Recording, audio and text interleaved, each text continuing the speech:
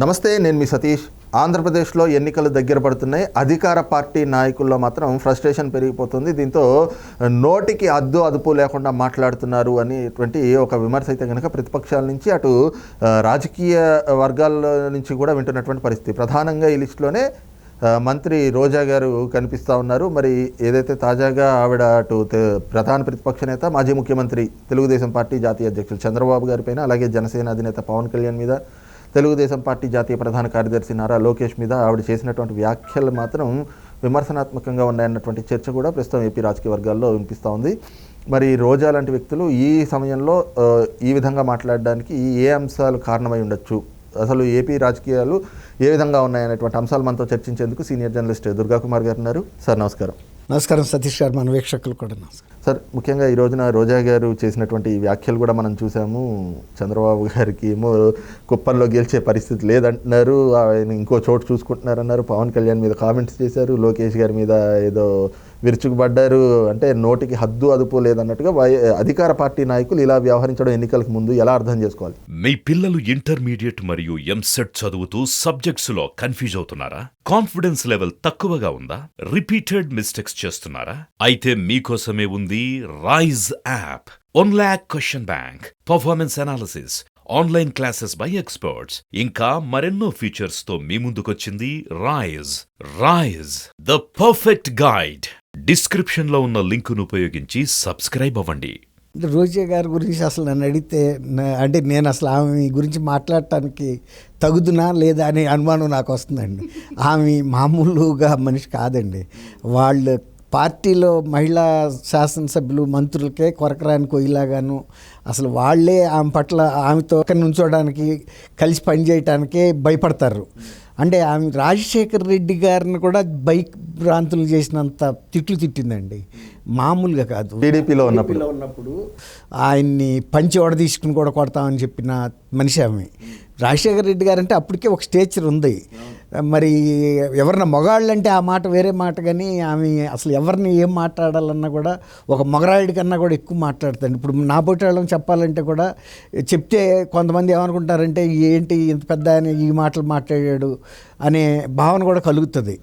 ఆమె అంటే నాకు చెప్పడానికి కొద్దిగా అభ్యంతరకరంగా అనిపిస్తుంది, కానీ పవన్ కళ్యాణ్ గారి గురించి మాట్లాడతా అప్పుడు నోట్లో ఐస్ క్రీమ్ పెట్టుకున్నాడా అని, ఐస్ క్రీమ్ అనే మాట ఏ సందర్భాల్లో ఎందుకు ఉపయోగిస్తారో ఆమెకు తెలియదండి.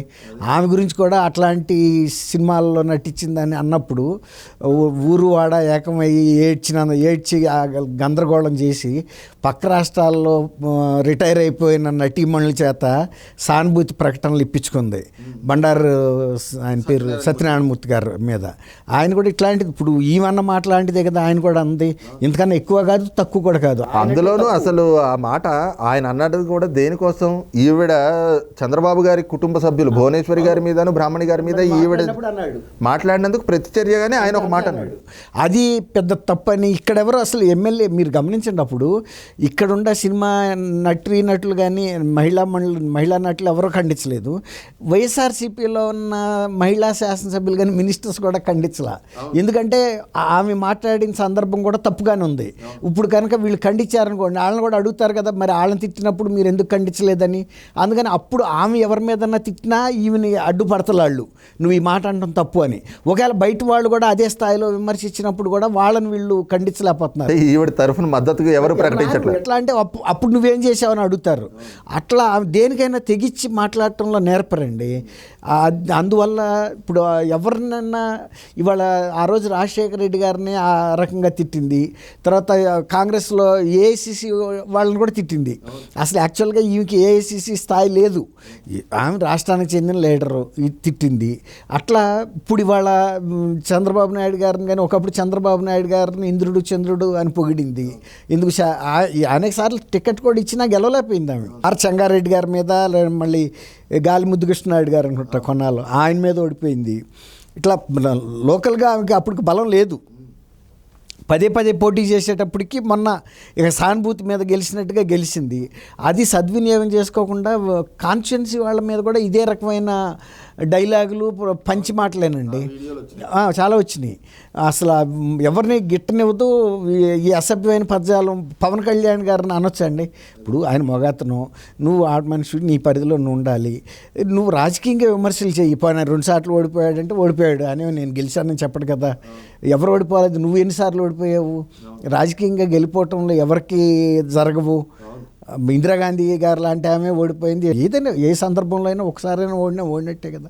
అట్లా దాన్ని ఎవరు కూడా స్పోర్టివ్గా తీసుకోవాలి తప్ప వ్యక్తిగత దూషణలకి వ్యక్తిగత విమర్శలు నోట్లో ఏం పెట్టుకున్నావు అని ఒక ఆడ మనిషి మాట్లాడిందంటే ఆయన కూడా అదే మాట మాట్లాడితే ఆమె పరిస్థితి ఎట్లా ఉంటుందండి అంటున్నారు కూడా. ఆమె అయినా పట్టించుకోదు. ఇప్పుడు అనలేదని కాదు, చాలామంది ఇప్పుడు పబ్లిక్ లైఫ్లోకి వచ్చిన తర్వాత మనం మన స్థాయి మించి మాట్లాడినప్పుడు అవతలాళ్ళు కూడా అదే భాషలో మాట్లాడతారండి. Paying by same coins. మనం ఒక స్థాయిలో మాట్లాడే అవతలాళ్ళు ఎవరు మాట్లాడొద్దని ఎట్టా అనుకుంటాం. కిందసారి కూడా ఎక్కడెక్కడో రిటైర్ అయిన వాళ్ళందరితో స్టేట్మెంట్ ఇప్పించుకుని ఏదో కొంత తను ఒక డ్యామేజ్ కంట్రోల్కి అసలు వాళ్ళు ఎవరు రాలా. అట్లా అది తప్పండి. ఆమె ఆ విధంగా మాట్లాడటం అనేది సభ్య సమాజం, మహిళలు కూడా ఎవరు కూడా ఇతర పార్టీల వాళ్ళు కూడా చెబుతున్నారు ఆమె మహిళగా ఇట్లాంటి మాటలు మాట్లాడటం మాకు తలవంపులుగా ఉంది, మేమందరం కూడా సభ్య సమాజం సిగ్గుతో తలవంచుకుంటున్నాం అని. సార్, ఇప్పుడు ప్రధానంగా చూస్తే ఈ రోజున ఆవిడ మాట్లాడుతూ ఏదైతే రాజకీయంగా ఇప్పుడు ఉన్నటువంటి పరిస్థితుల్లో చంద్రబాబు నాయుడు గారికి కుప్పంలో గెలిచే పరిస్థితి లేదు, ఆయన రెండో చోటు వెతుక్కుంటున్నాడు, నారా లోకేష్కి మంగళగిరిలో పోటీ చేసేటువంటి ఇది లేదు, ఆయన గెలిచేటువంటి పరిస్థితి కూడా లేదు అని చెప్పేసి చెప్పడము. మళ్ళీ గతంలో ఏదైతే క్యారెక్టర్ అసాసినేషన్ చేశారు నారా లోకేష్ గారిని, ఆ అంశం కూడా మీకు గుర్తుండే ఉంటుంది. ఆయన మంగళగిరి అనేది పదానికి మందలగిరి అన్నదానికి ఏదో అన్నారు అంటూ ఆ రకమైనటువంటి మాటలు ఇప్పుడు మళ్ళీ తెరపైకి తెచ్చి ఈ క్యారెక్టర్ అసాసినేషన్ చేయడం, పవన్ కళ్యాణ్ గారిని వ్యక్తిగతంగాను మళ్ళీ రాజకీయంగా విమర్శలు చేయడం, ఎన్నికలకి ముందు ఇవి చేయడాన్ని ఎలా చూడాలి? అంటే రోజా గారు ఇలాంటి వ్యాఖ్యలు చేయడం అంటే ఎవరన్నా అవతల పొలిటికల్గా ఒక స్టేచర్ ఉండి రిలయబిలిటీ ఉన్న మనుషులు, ఒక రెస్పెక్టబిలిటీ ఉన్న మనుషులు చేసే విమర్శలకి కొంత విలువ ఉంటుందండి. రిలయబిలిటీయే లేదు పొలిటికల్గా. తర్వాత అంటే లోక స్టాండీ లేదు.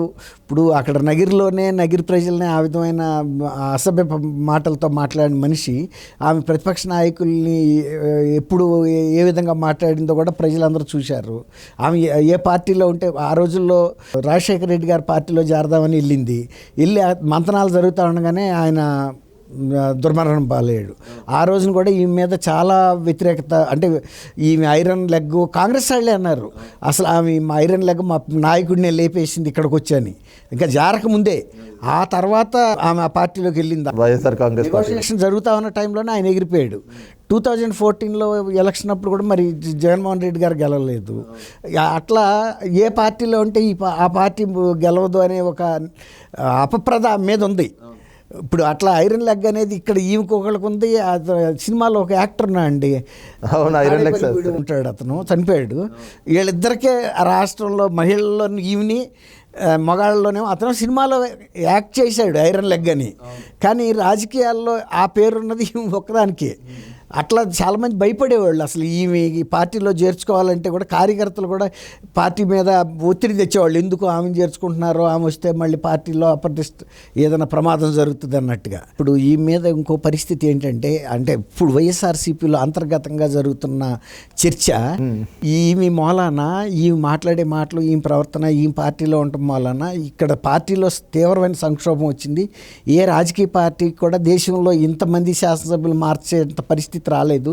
గతంలో మంచి మెజార్టీతో గెలిచి కూడా ఇవాళ మనం ఓటమి ముందుంటానికి ఐరన్ లెగ్ లాగా ఈమె పనిచేస్తుంది.